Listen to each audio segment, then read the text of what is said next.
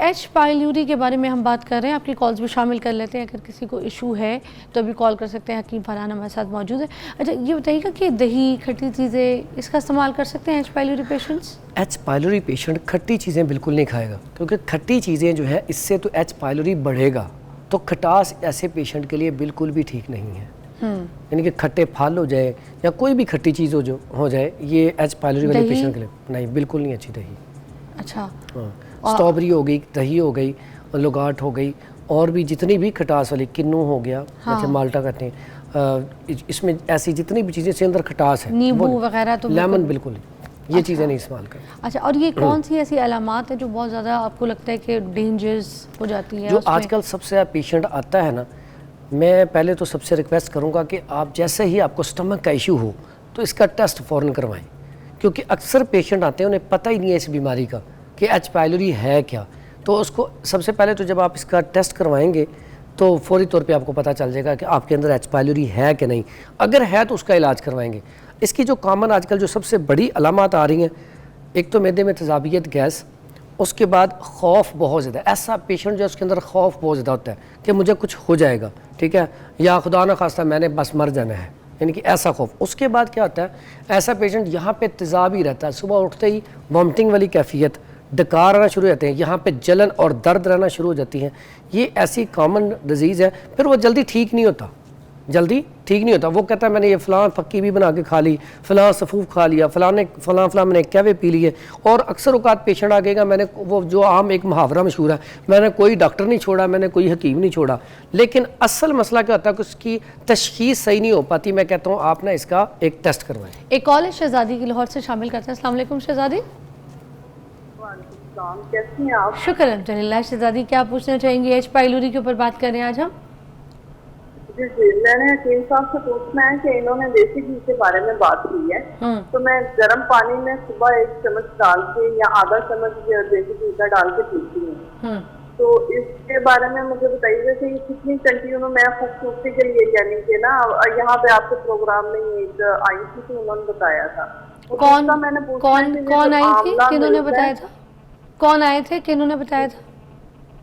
नईमा आपा ने। अच्छा, नईमा जी ने, कि सुबह नहार मुँह जो है देसी घी पानी में डाल के पी लिया करें नीम गर्म। और दूसरी बात एक और पूछनी है कि वे जो आंवला ताज़ा मिलता है उसको अगर हम अपने घर में सेव करना हो तो क्या तरीका है? मैंने मुरब्बा उसका बनाया था तो वो कड़वा बन गया बहुत ज़्यादा ना। इसके लिए अगर ताज़ा आंवला मुझे मिले तो मैं उसको कैसे इस्तेमाल के रख सकती हूँ? ठीक है शहज़ादी जी, दोनों का जवाब देते हैं। सबसे पहले बताते हैं, नईमा जी ने इनको बताया था कि जो गर्म पानी है ना, उसमें देसी घी डाल के सुबह नहार मुँह पी लें तो उससे खूबसूरती के लिए वो बहुत अच्छा है। अच्छा, ऐसे लोगों के लिए जिनके अंदर ड्राइनेस है वो चंद दिन पी सकते हैं। अदरवाइज़ ऐसे पेशेंट जिनके अंदर रतूबात की ज़्यादती है, नज़ला, ज़ुकाम या खून, पहले कोलेस्ट्रॉल ज़्यादा है, ट्राइग्लिसराइड ज़्यादा है, ऐसे पेशेंट को नहीं पीना चाहिए, क्योंकि ऐसे पेशेंट क्या होगा, उन्हें कुछ दिनों बाद वॉमिटिंग आना शुरू हो जाएगी। या ऐसा पेशेंट जिसके अंदर पहले ही कोलेस्ट्रॉल ज़्यादा है, ट्राइग्लिसराइड ज़्यादा है, उसका वेट बढ़ जाएगा, क्योंकि पहले उसके सही तरीके से डाइजेस्ट नहीं हो रहा, उसके लिए ये नुकसानदेह है।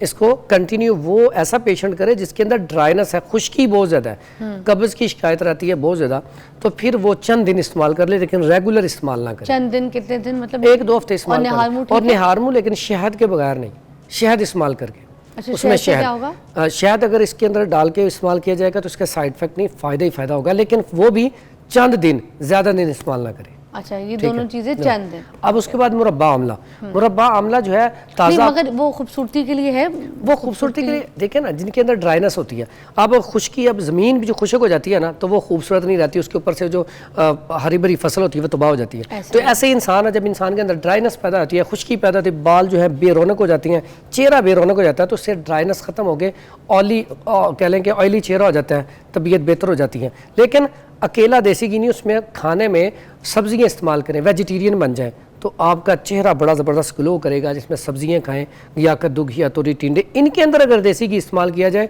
वो ज़्यादा इफेक्टिव है चेहरे ग्लो के लिए, चेहरे की खूबसूरती के लिए। अच्छा, ठीक है। पीने के लिए नहीं? पीने के लिए इस्तेमाल करें, लेकिन कम, चंद दिन। अच्छा, ठीक है। और दूसरा वो जो आपसे पूछ रही आंवला वाला, आंवले का वो कह रही है कड़वा बन गया। हाँ, मैं उसका तरीका बताता हूँ। आंवला ताज़ा आ जाए, उसको आप साफ से पानी में पहले धोएं, धोने के बाद उसे ना उबाल लें, जब उबल जाए, उबलने के बाद उसी आप पर किसी भी टोकरी, ऐसी टोकरी में जिसमें उससे वो नुचड़ जाए, साफ़ हो जाए, यानी कि खुशक हो जाए, फिर उसका क्या करना है, आपने उसमें कुछ छुरी लेके थोड़े थोड़े सुराख कर लें, छोटे छोटे सुराख कर लेंगे। जैसे वो सुराख करने का मकसद क्या होता है कि जब वो आपका खुशक हो गया, खुशक होकर रख लें ड्राई, अब आपने शीरा बनाना है। शीरा क्या, 1 किलो चीनी तो 1 किलो पानी साथ डाल लें। अब उसका आप शीरा बनाएं। शीरा इस तरह बनाना कि जब वो हम देसी, वैसे तो हमारे पास तो ब्रिक्सोमीटर होते हैं, आप अगर आम रूटीन में आप बनाना चाहते हैं तो जब ऐसे आप गिराएंगे ना शीरा नीचे, तो वो एक ना मोती की तरह बन जाएगा। जितनी देर तक तो वो फैलता रहेगा वो शीरा तैयार नहीं हुआ। जब वो मोती की तरह बनना शुरू हो जाए तो आपका शीरा तैयार है। अब शीरा तैयार हो गया, अब वो ड्राई आंवला जो है उसमें डाल कर रख दें तो आपका वो आंवला ख़राब नहीं होगा। अगर उसमें आप थोड़ी सी टाटरी मिला दें, ठीक है, सिट्रिक एसिड, तो वो ज़्यादा देर तक पड़ा रहेगा, वो ख़राब नहीं होगा। ये इसका मुरब्बा बनाने का तरीका बता दिया मैंने कि मुरब्बा आंवला ऐसे बनाया जाता है। अगर आपने इसको जैसे, हाँ नहीं, ज़बरदस्त बनेगा। और सादा खाना चाहते हैं तो उसको ड्राई कर लें, ड्राई करके शुगर पेशेंट वैसे ही खाएं। हुमैरा की कॉल है लाहौर से। अस्सलाम वालेकुम हुमैरा। वालेकुम सलाम, कैसी हैं आप? ठीक ठाक हुमैरा, क्या पूछेंगी, क्या कहेंगी? मैम मुझे सर से ये पूछना है कि मुझे 2-3 महीने से ना मुझे यही स्टमक का बहुत ज्यादा इशू आ रहा है। मुझे पेन, बहुत बहुत शदीद पेन थी, तो मैं 2-3 यही बात है सर वाली के डॉक्टर्स के पास गई हूँ। लेकिन ये है कि जब मेरा एंड पे एक डॉक्टर ने एच पाइलोरी का टेस्ट किया तो मेरा पॉजिटिव आया है। लेकिन ना मेरी पेन अभी भी ठीक नहीं हुई। मुझे मुख्तलिफ कोर्सेज करवाए गए हैं, 2-3 डॉक्टर ने कोर्स करवाए, अब भी मैं एक कोर्स कर रही हूँ, लेकिन अभी भी बेचैनी और वो बस पेन ठीक नहीं हो रही है अभी भी। साथ बात कीजिएगा फरहान भाई। अच्छा, इसके लिए ना सबसे बेहतरीन है कि ये जो मैंने अभी नुस्खा बताया, हल्दी, मुलट्ठी और सौंफ, तीनों चीज़ें बराबर वजन लेके इसका फाइन पाउडर कर लें। चम्मच का चौथाई हिस्सा सुबह, दोपहर, शाम, खाने से 1 घंटा पहले या खाने के 1 घंटा बाद ताज़ा पानी के साथ इस्तेमाल किया जाए तो फौरी तौर पे दर्द में रिलीफ आना शुरू हो जाएगा और चंद दिन में जैसे ही वो ज़ख्म क्लियर होंगे दर्द रुक जाएगा। खाने में इसमें जो है ना वो परहेज ज़रूरी है। सुबह नाश्ता दलिया जो करें, दोपहर में सब्जियां खाएं, घिया कद्दू, घिया तोरी, टिंडे वगैरह, और इसमें टोटल खुशक चीज़ें, खसूसन चाय और खाना खाते ही सोना, इस तरह की चीजें बंद कर दें। फास्ट फूड, जंक फूड का इस्तेमाल दो बार जौ का दलिया दो, और जो भी सालन खाएं उसमें देसी घी थोड़ा सा टच कर लें। और इसमें इसबगोल भी डाल सकते हैं जौ के दलिये में? हाँ बिल्कुल। और इसबगोल सुने, ऐसा पेशेंट अक्सर क्या होता है कि इसबगोल का छिलका बहुत इस्तेमाल करना शुरू कर देते हैं कब्ज के लिए। छिलका इसबगोल मुसलसल इस्तेमाल करना जोड़ों में दर्द पैदा करता है। आपने जब भी छिलका इसबगोल कब्ज के लिए भी इस्तेमाल करना हो तो उसके अंदर शहद का इस्तेमाल करें। शहद उसमें डाल के माजून बना के 1 चम्मच खा लें, उससे क्या होगा, नकाहत कमजोरी नहीं होगी, एक तो स्टूल पास हो जाएगा और ये इतना ज़बरदस्त माजून है, स्टमक भी आपका ठीक रहेगा। उसके बाद इसी में ना उसमें इसमें चिया सीड, ये जो बहना बात कर रही है ना, ये चिया सीड भी इस्तेमाल कर सकती हैं। अगर ये भगो के तो ये उसमें डाल के, दूध में डाल के, पानी में डाल के इस्तेमाल कर लें। फिर ये तुलसी के बीज, ये तो आम मशहूर चीज़ है, इसको तुख्मे रेहान भी कहते हैं, बड़े बेहतरीन है। इसमें एक कॉल है फरजाना की, उनकी भी शामिल करते हैं। अस्सलाम वालेकुम फरजाना जी। वालेकुम अस्सलाम जी, मुझे ये पूछना था कि मेरा थोड़ा सा तेजाबियत का मसला है।